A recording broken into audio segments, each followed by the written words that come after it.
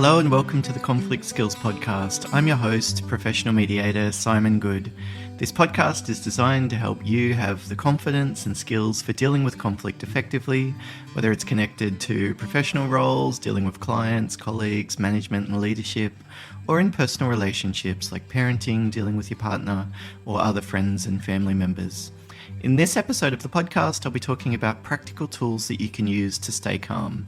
How to keep a level head when you're dealing with someone who's been quite aggressive, unreasonable, very entitled, and you feel like you're escalating.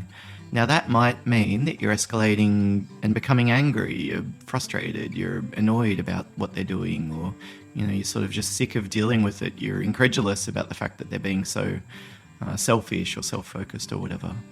Or you might be escalating in the fear, anxiety side. You're worried about what might happen. They've just dumped a bombshell on you and you can feel your blood rising. Your face is getting flushed. You're seeing red. Someone's just told you about a problem at work, or your son's just explained that he's got his report card back and he's got a few more Fs than you were anticipating. Whichever side you're escalating on, a similar kind of approach would still be helpful for de-escalation, because we've got this sympathetic system which ramps up that escalation in our brain and body, and a parasympathetic system which comes in and helps us to calm down. In the episode today, I'll talk a bit more in detail about the different bits of our brain and what they do, particularly in relation to fight or flight mode, because that's really helpful to understand when we're starting to think about a holistic approach for managing our own emotions and feelings and thoughts that might come up during conflict. If you have a scenario, a question about one of the topics that I've talked about, or something else related to conflict, you can email it to podcast@simongood. It's SIMONGOODE.com, and I'd be more than happy to look at particular scenarios or situations, or maybe there's recurring themes that you're finding challenging. Again, it could be related to work or personal conflict. Either is fine, because that's often really helpful for me to show, well, how can we apply a fundamental set of strategies and principles for dealing with conflict resolution and managing it effectively. And if it's helpful for you, I'd be happy to talk through a situation that you're dealing with, or one that you've dealt with before and it's sitting there with you. You still think about it and you're wondering about what could have been done back then to help things go differently than they did. So let's get into the topic. I mentioned that I'll be talking about some strategies to stay calm during an argument and conflict. Actually, I've just started a YouTube channel. It's just under my name, Simon Good, and there's a few videos that I've put together around similar kind of areas, how to stay calm and that kind of thing. So we have this goal of staying calm. The first thing that we need to do is understand, well, what's actually happening. If we're talking about staying calm and moving towards that, what are we moving away from? In terms of the brain and the different areas of the brain that are responsible and activate when we're in conflict, responsible for things like that fight or flight response, the brain can be broken down into three main areas. The top front section in behind our forehead, it's the large wrinkly section of our brain at the front that you'll often see in a movie or whatever. That's sometimes called the executive brain. That frontal bit is called the cortex. It's the uniquely human section of our brain, and it's responsible for logical, rational, careful decision making. That bit of the brain considers the consequence of behavior, evaluates options, comes up with a plan, and basically we use it to orient ourselves in the world. The middle section of our brain, sort of in between our ears, so down a level, is the emotional part of our brain. It has what's called the limbic system, which activates when we feel strong emotions. And it also has something called the amygdala, which is responsible for scanning and reacting to threats. Throughout evolution, the amygdala's job has been to keep us safe. And so most of the threats that it's used to responding to are physical, someone going to attack us, for example. The challenge is that the amygdala can activate that same fight or flight response when we encounter non-physical threats, things like going for a job interview or our boss telling us about something that we've done wrong. So that lower section of the brain starts to ramp up and activate. This is often what people talk about as escalation. It's the limbic system, very strong feelings, and the amygdala driving that fight or flight response, which is what they're noticing or observing. In the moment, though, people often aren't aware of the fact that this is happening. If we scan someone's brain and they're in fight or flight mode, there wouldn't be much activity happening in that upper rational section of the brain. Most of the activity would be happening in the lower emotional section of the brain, which is why when you're talking to someone who's very escalated, it can almost be like they can't hear what you're saying to them. It just doesn't sink in or register. And when you're feeling escalated and tense and agitated and stressed, you might have trouble doing things like making decisions, for example, or keeping track of lists. It's because you're in that fight or flight mode. The upper section of your brain's not operating at full capacity. The limbic system is also closely connected to the base of our brain, the very bottom section of our brain, which manages our autopilot body kind of functions like heart rate, breathing, body temperature, that kind of thing. It does influence behavior to some extent, like taking your hand off a hot plate if it's burning your fingers. But typically that's not something that we're aware of. Like we don't consciously decide to breathe or for our heart to beat. Interestingly, one of the techniques I'll talk about involves breathing, and one of the reasons it's effective is because it sort of connects the conscious and the subconscious sections of our brain when we focus on our breathing and breathe in a deliberate way. So that's the fight or flight response broken down vertically, I guess, from top to bottom in those different layers, the different sections and what they're responsible for. The upper part of our brain can also be broken down into left brain and right brain, the two different hemispheres that we have. The left brain tends to focus on logical types of ways of thinking. It's rational, it's linear, it's used for planning, it's detail-oriented, and tends to be more cautious. The right area of our brain, the right hemisphere, tends to operate in much more of an intuitive way. It's concerned with bigger picture thinking, it's more random and scattered, attention might jump from one thing to the other. It tends to be more emotional, it is more creative in terms of options, etc. When you use your right brain, you might come up with a new way of doing something, whereas left brain would, this is the way that we do it and we just follow this. The right brain is active when we empathize, whether that's just thinking about what someone else might be experiencing, or when we demonstrate empathy, when we talk to someone or communicate with them and show that we understand where they're coming from. The right brain tends to be more adventurous, and it's really important in calming down the stress response. So one mistake some people make is to just assume that conflict is about logic, which means they're focused on just left brain activity. They're then not aware potentially of what's going on for the other person. They're not empathizing much, which is a right brain focus. They might not be as creative in coming up with options. They're more structured, more black and white in the way they're perceiving it.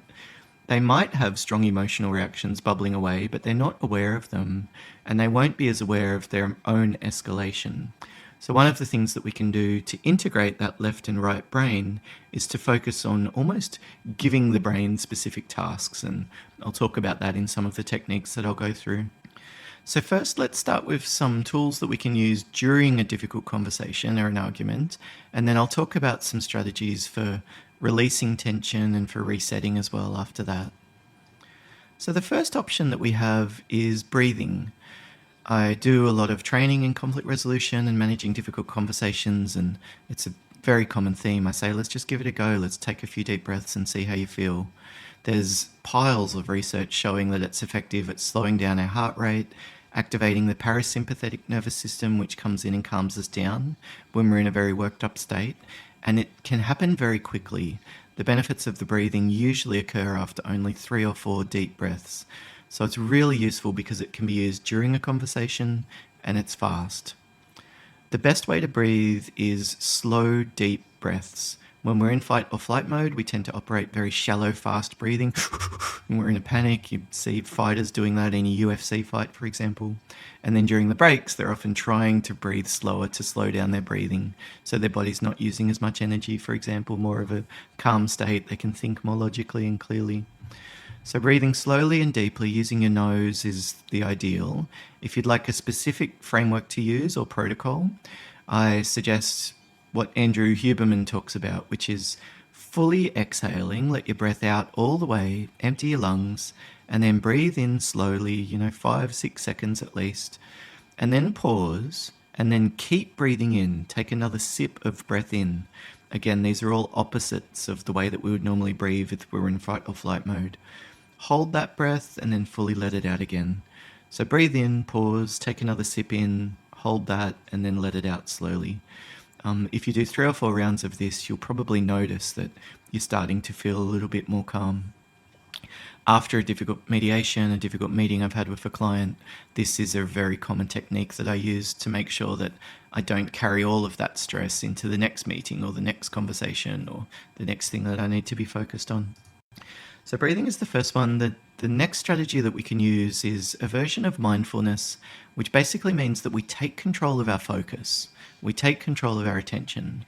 When our fight or flight mode gets activated, we tend to almost develop tunnel vision, lose sight of context. We're focused on how unreasonable or how wrong the other person is, not aware of the fact that we're both in managers in this organization and we've got staff around watching us bicker like children. Or we're, hyper concerned about the fact that the client doesn't agree to what we're asking, not realizing that it's perfectly fine that they go away and think about it. It's not urgent that we have buy-in about this particular decision that needs to be made. So one of the things that we can do is to anchor our attention in the present by focusing on our senses. We would start with our 5 senses: sight, smell, touch, hearing, etc. And so just feel like what temperature is the air in the room? Is there any breeze that I can feel on my arms or my legs or my face or my neck? What sounds can I hear outside the room? Is there traffic or birds or the hum of air conditioning? Running my finger across the desk and feeling the grain of wood, noticing the patterns that the wood makes. We don't want to completely ignore the person that we're dealing with, but these moments where we focus our attention on the present stops us from ruminating and overly focusing on the past or the future.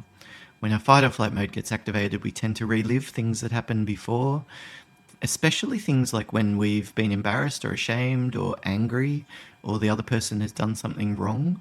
It's because, historically it's been really important for the tribe to survive. So we're primed almost to be hypervigilant to things like our tribe might kick us out if we've done something wrong. It's not going to happen today. Most organizations wouldn't boot you out because you said something dumb in a meeting, but your mind's going to be constantly focusing on that because it's a threat. There's a chance of shame, embarrassment, social rejection, and all of those things are processed in a very similar way to physical pain.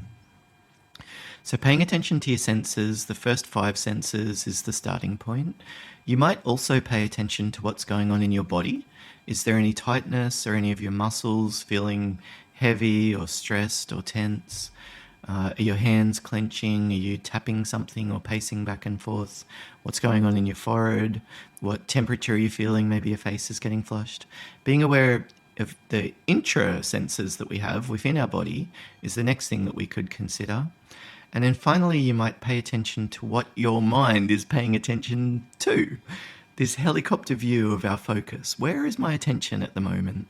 So if we think about within our body might be considered the 6th sense, like Dan Siegel talks about. Paying attention to our mind and what we're thinking about is maybe the 7th sense. It's what I focus on when I've started meditating recently. I find it incredibly helpful.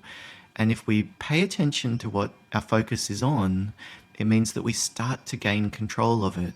We almost develop the muscles, develop the skill and the strength to be able to more frequently control our focus and not drift back to that dumb thing that we said in the meeting yesterday or whatever it is that our mind wants to keep playing for us.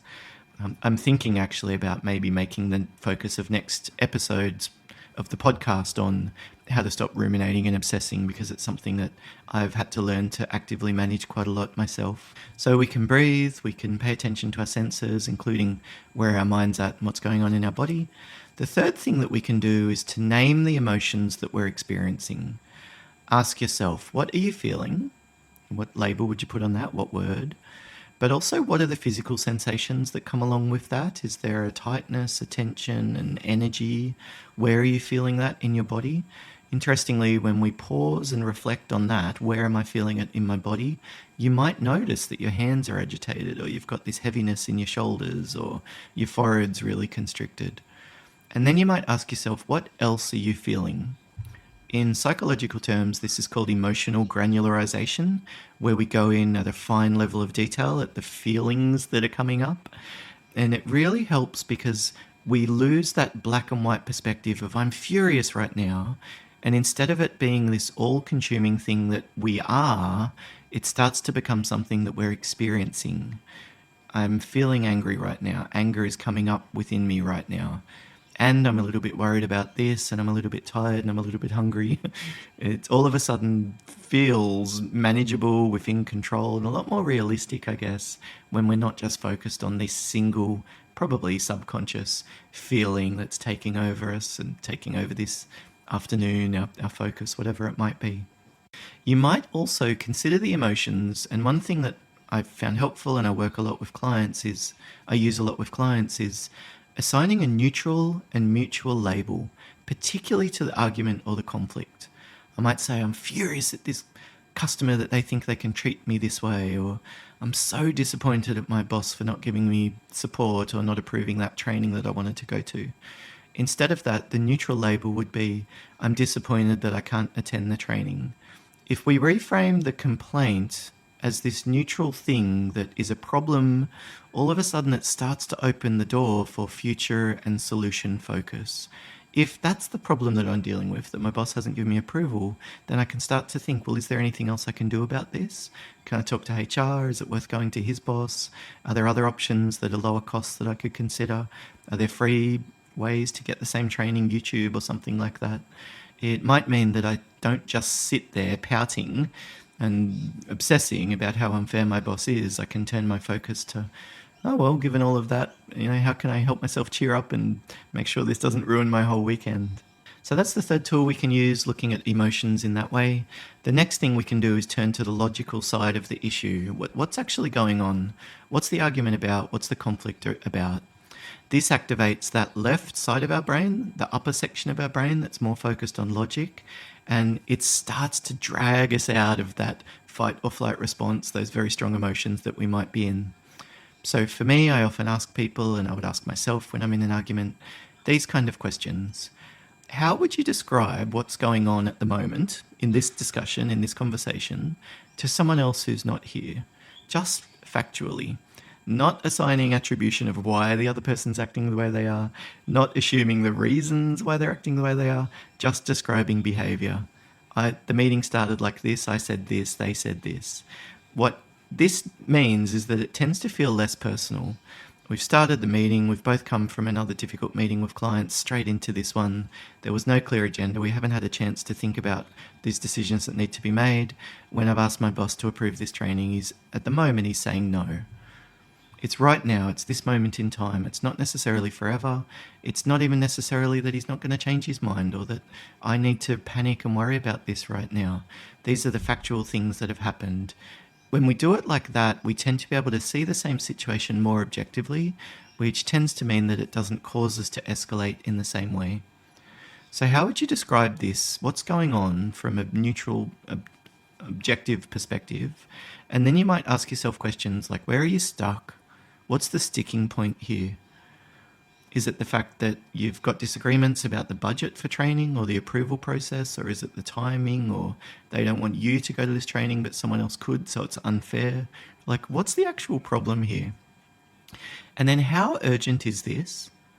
Which contextual factors have contributed to this? How important is this? And then I might ask two more questions. If this conflict was purely logical, what would be needed? I love this question when I'm doing training or coaching with people in construction sector, because they think very logically. It's all about money, Simon, or they just need to follow what's in the contract. And I say to them, sure, but at the moment, you've got a claim for $20,000 for a subcontractor that you've used. I wonder what they need from you if they're going to be willing to be more flexible. You want them to compromise, so what do they need from you so that they're more willing to do that? What do you think might work? If this conflict was purely logical, what would be needed? Oh, I need to explain to them what's in the contract and tell them about how much it costs and explain to them how ridiculous their costings for the materials are. Okay, great. So what I've done there is given airtime to that side of the brain. I've let it have its say. It's focused about the fact that you're right and the other person's wrong. Okay, fair enough. Let's listen to that first. Then I ask a question like, okay, what else is needed? If it was purely logical, this is what would be needed. Given that this is a real person that we're dealing with, there's contextual factors, individual factors, organizational factors, who knows what else. What else do you think might work? What would increase the chance of success here? It gives our left brain something to think about that's connected to the right brain, which is the emotional layer. And when we increase the integration between the left and right hemispheres, what tends to happen is that we're more able to approach the problem in a systematic and strategic way rather than slipping into more of a knee-jerk reaction. The next thing that we could do, again connected to the left brain, is setting a goal. Here I'm often just focused on short term, like what's important for this meeting? When does this decision need to be made? What's my job here? Maybe my job is just to explain to the client why we can't meet the request that they've made for additional work without cost. And them getting upset and angry, that's not my job to manage that. If they walk out of the room, it doesn't necessarily mean that we've lost the project or lost the work. There's things that I can do to manage that then. It's not my job to keep everyone happy. It's not my job to solve every problem. It's not my job to make someone else do something or think something or feel something. All I'm responsible for is my behavior. So I often set goals like, I'm just going to do my best to communicate clearly and stay calm for the rest of this meeting. Look, I've done what I needed to do. I've put forward my perspective.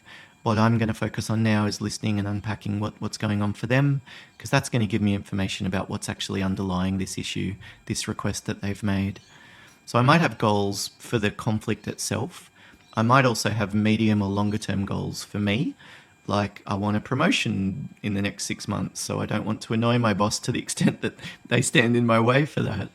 Or maybe I've got goals for others, like I can see how this is affecting other members of the team or the clients that we're working with, and I don't want them to suffer negative consequences because of a decision that someone else has made. Or maybe my goal is for the relationship with the boss, like how do I want things to be, or with the client, or with my partner, or with my child. Or I want things for them, like I want my son to see that I'm able to deal with stress and I don't become overwhelmed and flustered and have meltdowns every 5 seconds. That's a goal for him, which means I might be able to let something go through to the keeper rather than reacting when, I don't know, someone else in the family is being a bit rude or something like that. So set a goal, and we should focus on elements that we can control, which often is just what we say and what we do. There'll be things that we can control at the center of the circle, close to us. If we look a little bit further out, it's things that we can influence, like what the other person does, whether HR thinks this is worthy of a bullying investigation or whatever else it might be. But there'll also be things that you can do nothing about. And what I notice a lot in conflict is that people tend to obsess about these things. This is ridiculous that we're all in lockdown during COVID. I can't believe the organisation would treat its staff like this. This isn't the kind of partner that I signed up for. I want more support. Well, some of those things, the legislation around COVID lockdowns, there'll be very, very little that you can do about that. Maybe you can talk to a politician or protest or something, but you can't change it, and you certainly can't change it quickly.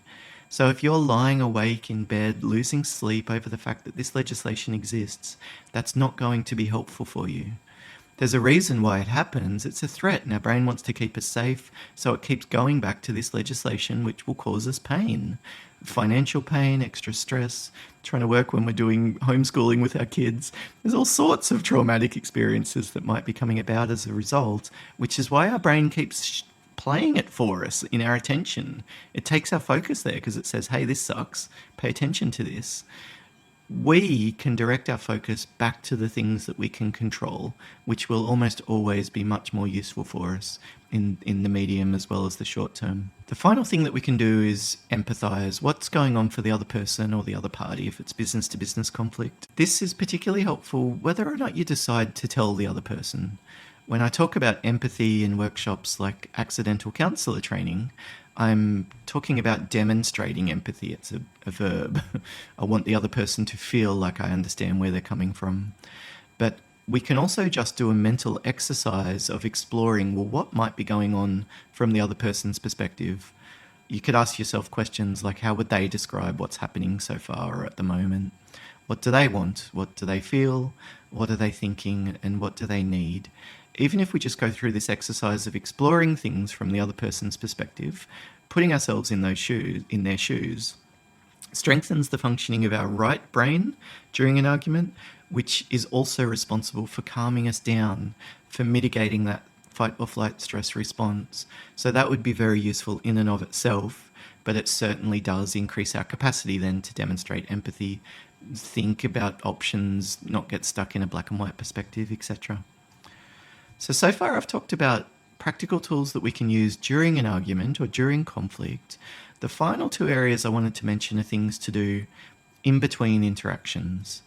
Now, most conflict isn't a single argument that happens. A lot of the time in families, it's over a series of arguments in the day or over a week or a month or years even sometimes.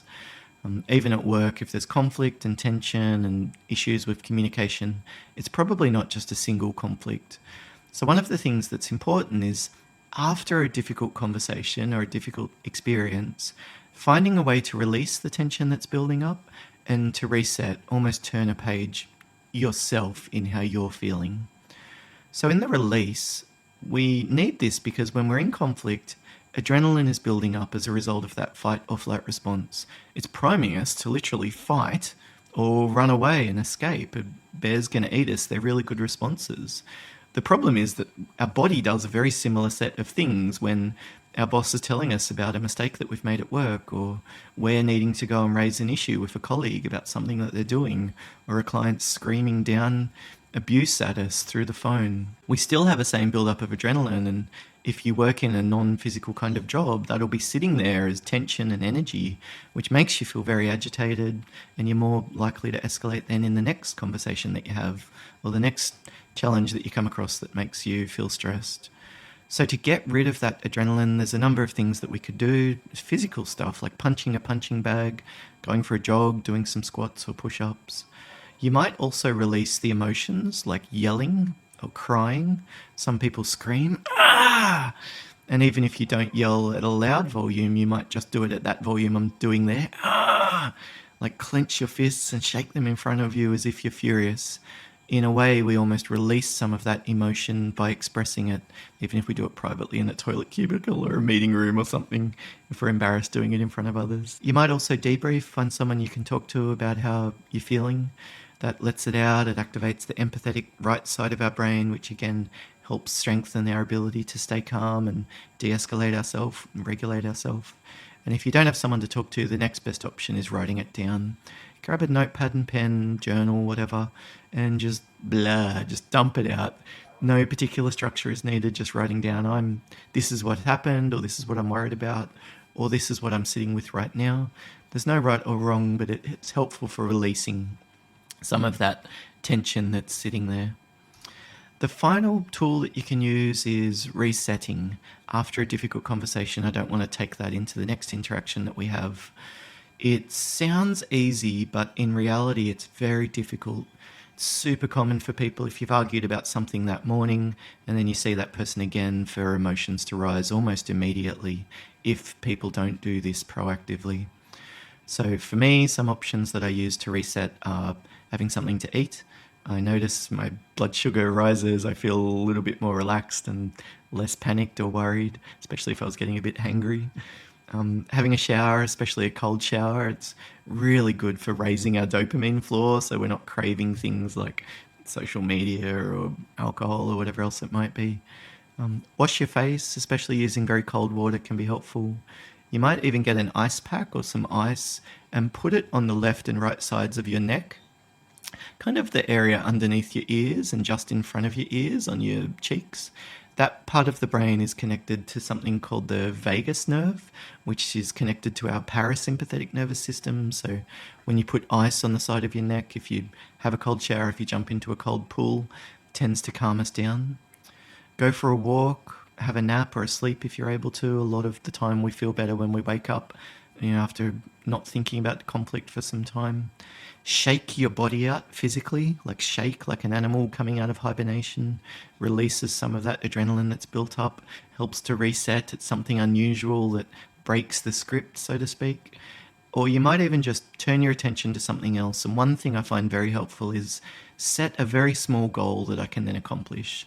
Like I just want to write down 5 different ideas for future podcast episodes. I'm not going to record them or script them or anything. I'm just going to jot it down as potential ideas. It gives me this sense of satisfaction and accomplishment almost, which again, it tends to mitigate that fight or flight response, that sense of panic, because when we feel things more in control, they feel a lot more manageable, and it reduces that level of perceived threat. So I hope that has been helpful for you, talking through some of those practical tools for staying calm during an argument.